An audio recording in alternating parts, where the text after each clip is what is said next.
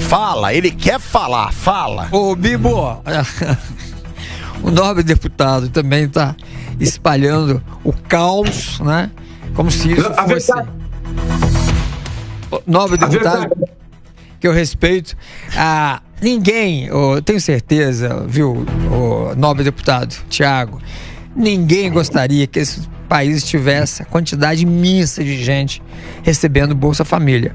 Mas diante de um quadro que a gente tem aí, a Bolsa Família dá sobrevivência para uma grande parte da população brasileira. E não tem outra saída. Sim, mas por isso enquanto, não foi inventado hoje. A economia, isso começou lá com o Fernando Henrique, todos nós sabemos. O importante é o seguinte: o Estado precisa estar presente com essas pessoas em alguns lugares. O assistencialismo, que eu não gosto, e que, juro para vocês, eu adoraria ver o nosso país sem Bolsa Família. Mas eu vou dizer uma coisa para vocês. E sem cartão corporativo. Sem o Bolsa Família, hoje, essas pessoas morreriam de fome. Graças a Deus, temos o Bolsa Família, né? Oxalá, viu, Bibo? Oxalá, algum dia não tenhamos mais, que eu vou, junto com você, fazer uma festa.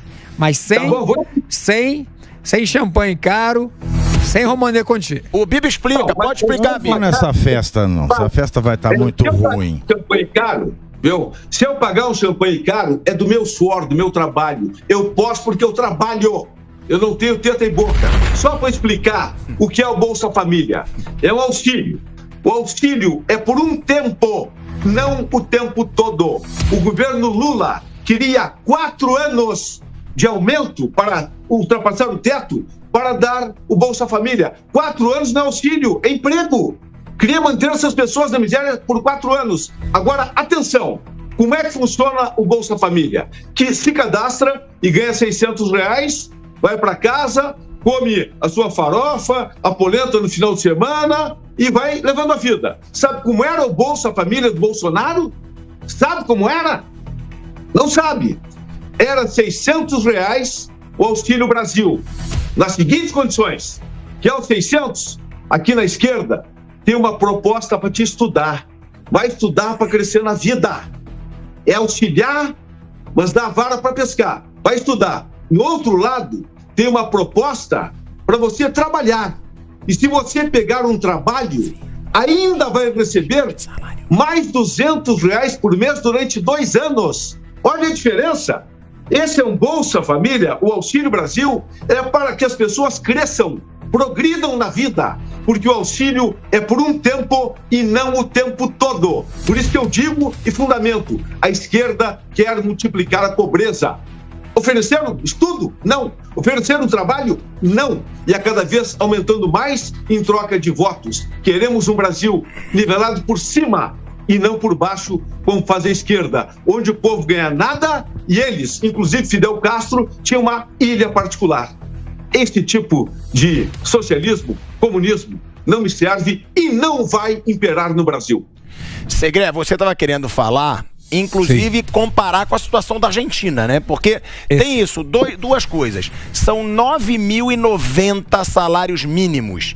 Isso poderia ser pago com esses 12 milhões de reais gastos no cartão corporativo. 9.090 salários mínimos. Isso. Agora, sobre a Argentina, porque o Lula está gastando 12 milhões no cartão corporativo, o Brasil já está começando a sofrer consequências econômicas desse governo vergonhoso que hoje está no poder.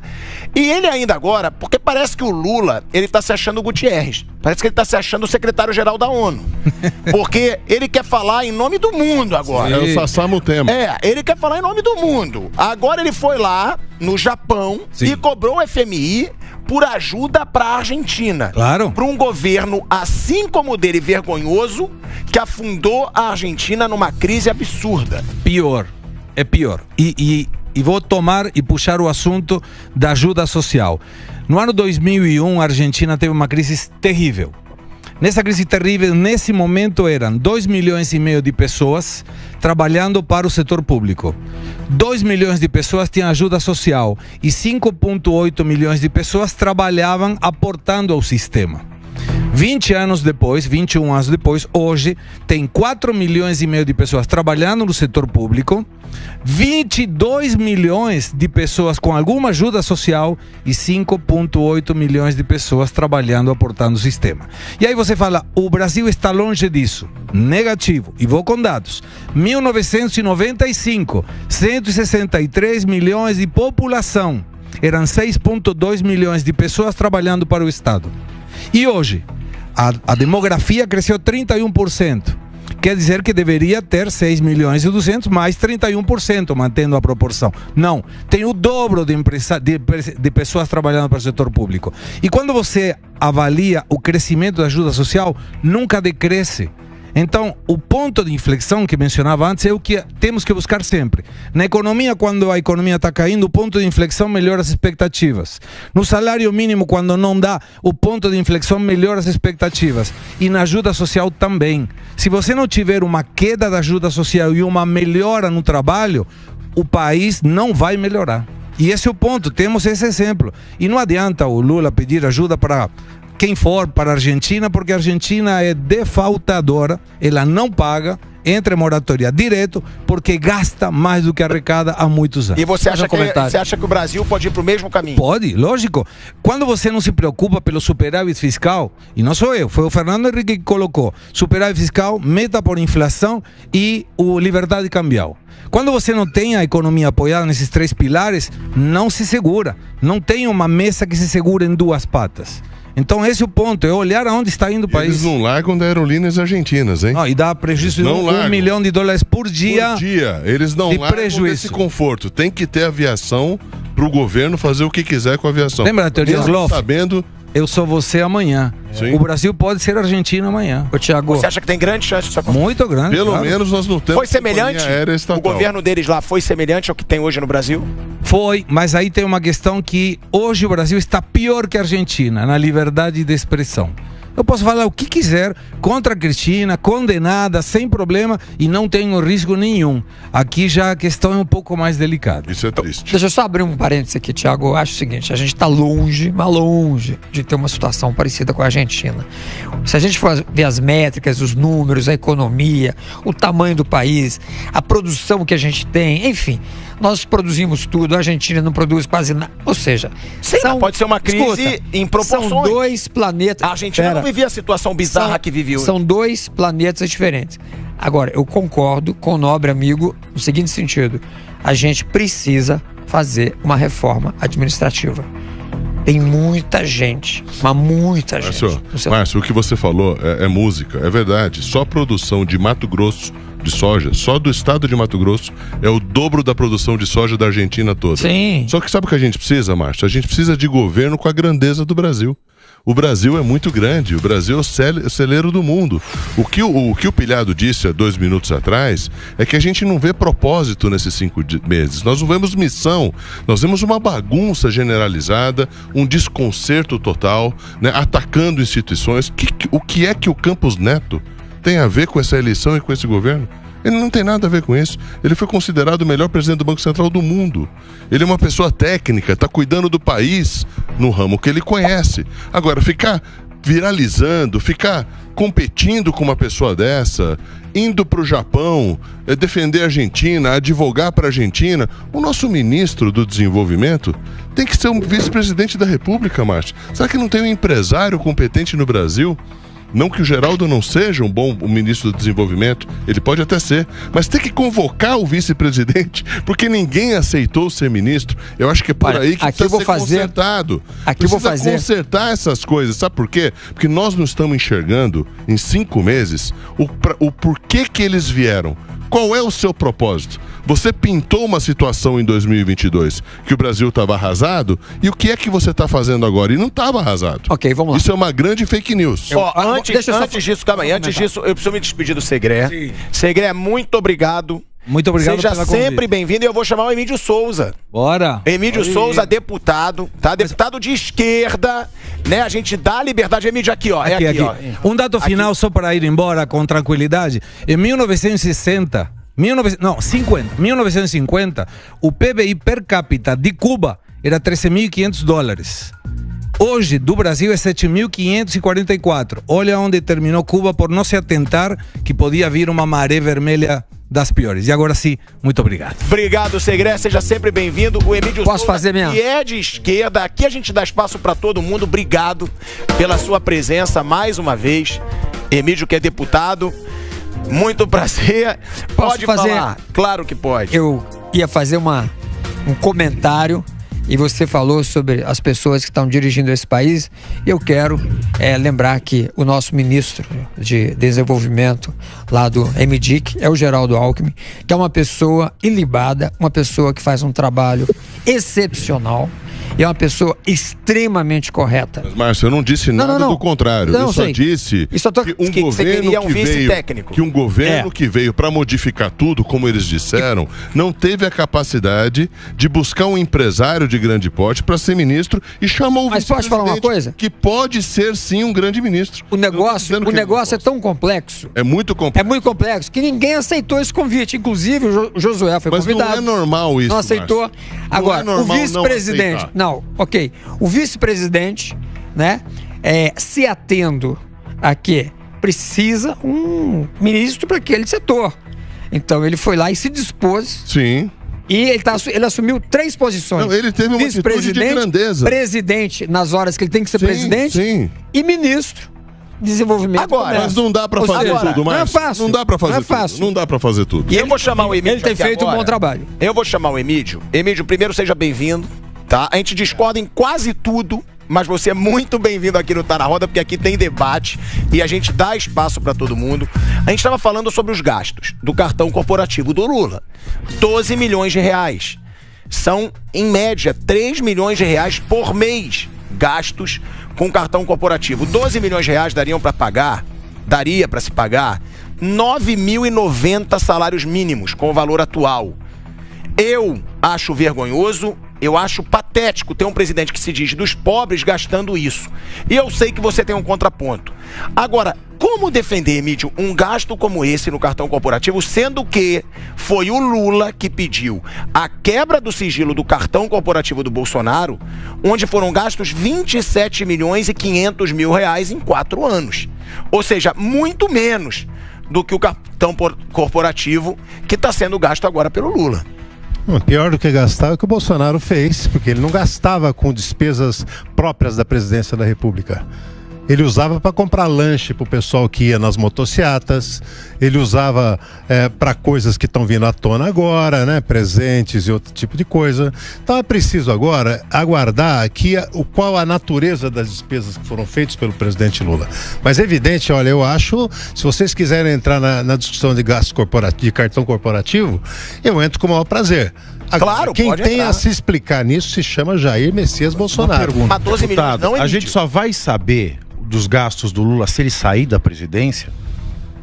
Não. Se o PT sair da presidência? Não necessariamente. Vai vir à tona, então, pra gente poder fazer esse debate? Porque senão não é pra gente saber. A gente não sabe. Gasto 12 milhões de reais em 4 meses. Além de acesso às informações, o Dr. Blatt sabe. As pessoas têm acesso. Esses 12 milhões, então, tão acessíveis. Ele tem que prestar contas também ao Tribunal de Contas. Claro, é tudo prestar conta. Dinheiro público não tem. Órgão, né? Dinheiro público não tem gasto secreto. Não comporta gasto secreto. Emendas R9. Emendas R9. As R9 que o Bolsonaro inventou. Não, só ele inventou a R2, que é o secreto. Aí o Lula foi impedido pelo STF, que falou que era inconstitucional, e criou o ultra secreto. Não foi impedido, quem foi impedido foi o Congresso. O Congresso foi impedido. Né? Mas eu fico olhando... Mas, Emílio, você é a favor desses gastos exorbitantes? Porque 12 milhões, independente da justificativa que você for ter, 4 meses, 12 milhões de reais com cartão corporativo? Eu não sei o que é, eu não tenho elementos para discutir isso. Como é que eu vou discutir uma coisa no que foi gasto ou no que foi? O que comporta os gastos da presidência? Está incluído segurança? gasto com segurança privada, por exemplo? Está incluído alguma coisa? Outra, despesas, por exemplo, com contratação... Carros blindados. De carro blindado, de corra, eu não sei o que é, não é? Porque quando você fala gasto, dá a impressão que é gasto pessoal, e não é gasto pessoal. É cartão corporativo. Não, mas cartão corporativo pode ter gasto pessoal e pode ter outras coisas. Precisa ver o que é. O que é exatamente pra gente não ficar jogando acusações. É óbvio que um almoço é gasto pessoal, mas o cartão corporativo, o próprio nome já diz, é pra corporação, ele tem que ser coletivo. É o abastecimento de uma aeronave, é o aluguel de um carro, é a questão da segurança. Não, sim, mas a gente já pode questionar comparando os dois. Agora, se foram 28 milhões de reais no cartão corporativo do Bolsonaro em 4 anos 120 e 12 dias, milhões no do Lula em 4 meses... Sem dúvida, 120 dias, 12 milhões são 100 mil reais dia, né? Então precisa saber qual é a fundamentação e o que aconteceu com precisa saber, inclusive saber antes de fazer a acusação. Eu não acredito, eu conheço o presidente Lula, eu sei que ele não faz esse tipo de despesa à toa. Nós precisamos saber o que Vai ser com o quê, Mídia? E outra, não é acusação nenhuma, a gente está trazendo um número, a gente está achando vergonhoso 12 milhões de reais gastos quanto custa, por exemplo, em 4 meses. Quanto custa uma viagem ao Japão? Quanto custa? Mas o Bolsonaro viajou pro Japão também. É isso que eu tô falando. Não viajava pra lugar nenhum. Como não, Emílio? Aí não. Viajou pra buscar o ouro lá Não, Emílio, não cabe essa discussão. Agora nós estamos falando da questão do cabe porque você não interessa a você. Não é que não me interessa. Não, cabe tudo. Cabe, se você quiser, cabe. A colocação do deputado. Essa discussão só é pertinente se o gasto for aberto. Certo. Agora, por que não abre? Discutir. Esta é a questão. O presidente da Transparência devia abrir. Exatamente. E se ele não abre, só nos resta conjecturar. Ou a conjectura, o em tese não é mais pertinente. Se um dado nos é omitido, o que vai restar à imprensa? Mas que dado omitido que tem? Quais são os gastos? Quais são? Em que se compõem esses 2 milhões? Ele não tem ainda. O Bolsonaro tem porque faz 4 anos que ele assumiu o governo. Como não tem ainda, se foi gasto no cartão, está registrado no momento que foi efetuada a compra. Vamos pegar, se não liberar, pega a lei de acesso à informação, pega o Tribunal de Contas da União. Certo. As despesas vão vir à tona. Agora, o que eu estou dizendo é o seguinte, nós não temos elementos nesse momento para falar se o gasto é muito ou não é, porque depende do que foi gasto. E o que o Bolsonaro gastou? Você tem que comparar coisa com coisa. Mas eu não tenho o que comparar. Eu não tenho o que comparar. O único elemento que eu tenho é o valor. Não, e também então ele também não tem elementos para dizer que alguém de classe média que tem 2 TVs em casa esbanja. Entendeu? Não pode ser 2 pesos e 2 medidas. A gente pode questionar 12 milhões de reais gastos em 4 meses, independente de eu saber com o que foi gasto. Porque é no cartão corporativo. Não tem como você me dizer que um presidente da República gasta 100 mil por dia num cartão corporativo, seja a justificativa que for. Eu vou entender algumas. Agora, 12 milhões de reais em 4 meses é muito pesado para um presidente que se diz dos pobres e que chama classe média que tem 2 TVs em casa de pessoas que esbanjam. Deixa eu dizer, nós não temos elementos para prosseguir essa discussão. Se é prosseguir, nós vamos prosseguir, você acha muito. Não, é que você disse que não teria elementos. Ele também não tem elemento para dizer que eu tenho 2 TVs em casa. No dia 21 de março. Tô de assunto. No dia 21 de março. São gastos. As TVs em casa é uma declaração dele que não tem nada a ver com cartão corporativo. No dia 21 de março. Mas tem a ver com o meu gasto. Se eu sou classe média, a classe média alta tem a ver com o meu gasto. No dia 21 de março, o GSI, o Gabinete de Segurança Institucional, ele já negou o pedido ao acesso à informação, à abertura dos gastos do cartão corporativo. Então, o que se pode fazer se o GSI tem negado o acesso a essa informação? Só conjecturar e comparar valor. Então, ou a GSI permite o único acesso. Que nós temos exatamente. Ou a GSI ela permite o acesso, ou a gente só vai sobrar para falar de valor. Opa, Vinato, deixa eu só fazer a natureza da despesa, inclusive, porque esse país, só um minutinho, esse país passou por um golpe, uma tentativa de golpe, dia 8 de janeiro. E precisa se proteger, porque aí não é proteger o presidente, é proteger a democracia. Claro. Por conta dos golpistas que estão sendo denunciados. O golpe foi contra a democracia, não contra o presidente, isso é fato. Lógico que foi contra o presidente, é uma tentativa de golpe. Mas contra o presidente eleito. Mas então por que o presidente eleito foi contra a CPMI do 8 de janeiro? Exato. Que contra? Nós votamos totalmente a favor. Emílio, você Toda sabe a nossa bancada do PT votou a favor. Não, votou agora. Votou a favor. Votou agora. Foi a favor. Votou agora. Teve até oferta de cargos para quem voltasse atrás, para que não houvesse a CPMI do dia 8 de janeiro. É muito legal falar que foi um golpista, que fizeram o golpe 8 de janeiro. Mesmo. Por que então que o presidente da República lutou tanto contra a CPMI do dia 8 de janeiro? A bancada do PT inteira votou a favor. A base do governo foi orientada a votar a favor. Então foi esse projeto do José Guimarães, que não era para abrir. Foi mentira do José de Guimarães. Ele falou. Abertamente. Qual foi o resultado final? Como que o PT... Depois do vazamento das imagens por uma emissora de televisão, depois desse vazamento é que mudou tudo. Se não vazasse, eu acredito que o posicionamento seria o mesmo até o dia do vazamento. Aquelas imagens do 8 de janeiro em que aparecem o G. Dias. Antes disso, é lógico, a própria Gleisi, que é presidente do PT, e o José Guimarães se pronunciaram. Tem registros na imprensa, sobram, até o dia do vazamento. Por quê? O posicionamento. Eu não sei por quê. Porque o vazamento, as imagens do G. Dias, ela colocou um elemento novo. Que era um elemento que imprensava o governo. Que não é novo pra gente, pro PT não era. Mas como não o PT é dono dessas imagens. A segurança institucional é do presidente. Ela veio à tona nesse momento. Eu sou do PT, eu nunca vi aquelas imagens, fui ver depois. E no momento que ela ficou clara, que ela veio à tona, ficou clara a necessidade. Agora, que ela só veio à tona num vazamento. Mas por que ela estava escondendo isso? Por que ela viria à tona? Como? É do Gabinete de Segurança Institucional. Essas imagens estavam nos autos do inquérito que geraram 1.390 denúncias contra golpistas que estavam em Brasília ou aquartelados pedindo intervenção das Forças Armadas. Qual é o problema? Estava lá.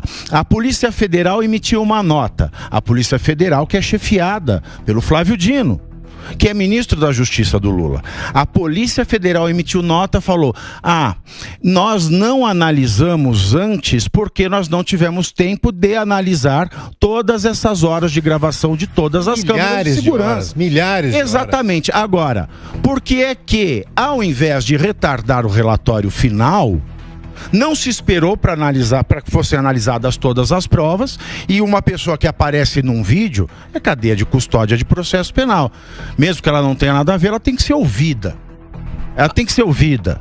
Então, a Polícia Federal, ela documentou que ela tinha essas imagens, que elas vieram do GSI. Veja, o GSI está sob Lula, a Polícia Federal está sob Dino, que está sob Lula. E a gente sabe que a resposta oficial de eu não sabia de nada é um clássico. Deixa eu falar uma coisa. Posso falar uma coisa, Thiago? Receberam essas imagens. Thiago, deixa eu colocar uma coisa, só um minutinho. Pra gente não ficar só com uma versão. Claro, deixo e depois eu vou passar pro Bibo que quer falar. Pode falar. Sabe qual o problema dessa questão da CPMI? Porque ela está querendo trazer à tona. Eu sei qual é o objetivo dos bolsonaristas nessa questão. É tentar dizer que o 8 de janeiro foi forjado e sustentado e tolerado e incentivado a partir de dentro do Palácio do Planalto. Tem como provar uma mentira? Não, um minutinho. Mas tem como provar uma mentira? Ela é uma mentira em si. Por quê? Porque os bolsonaristas não querem discutir a situação concreta das pessoas, do país, a economia, do jeito que era, do jeito que ficou, do jeito que está.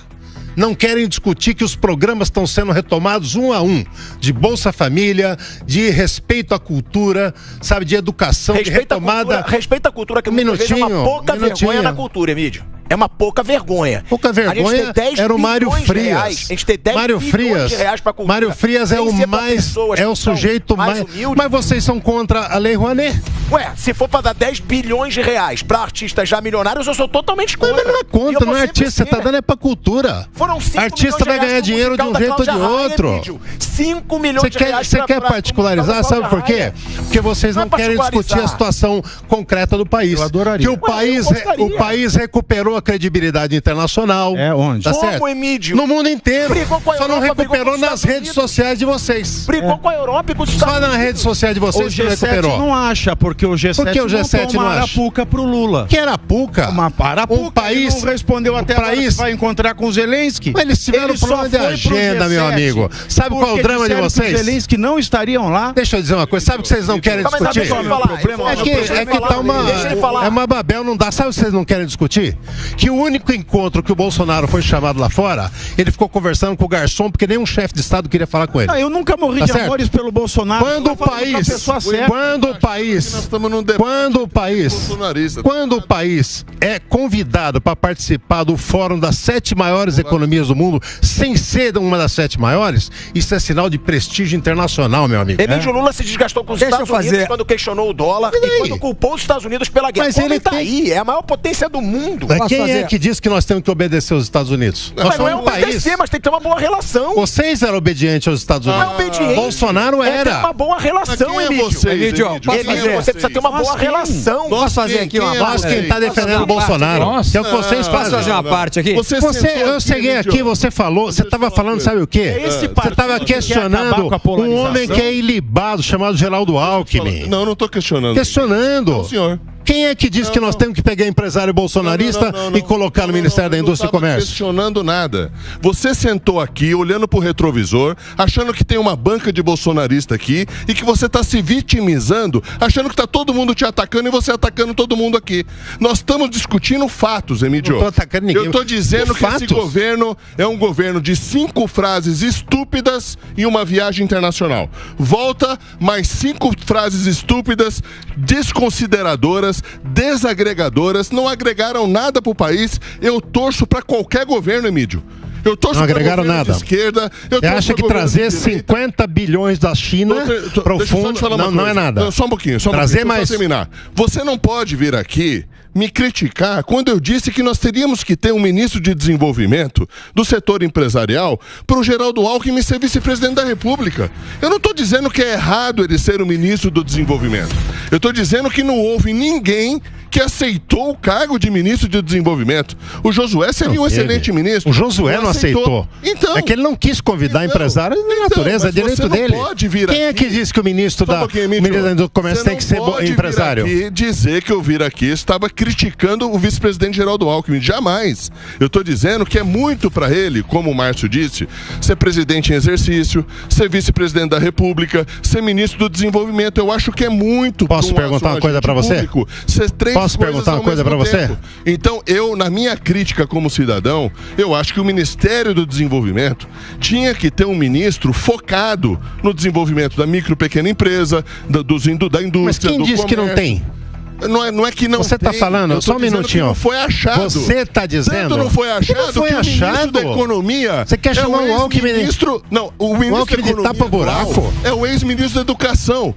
Porque ninguém aceitou ser ministro da Economia também. Deixa eu fazer uma parte aqui. Posso fazer uma parte? Que ninguém aceitou a ministro da Economia. O ministro da Economia foi escolhido pelo Lula, chama Fernando Haddad desde o começo. Então, antes da posse. Da Educação. E daí? Exato. E daí que ele é ex-ministro da Educação? Não. Foram convidados. O Lara não aceitou. Que Lara?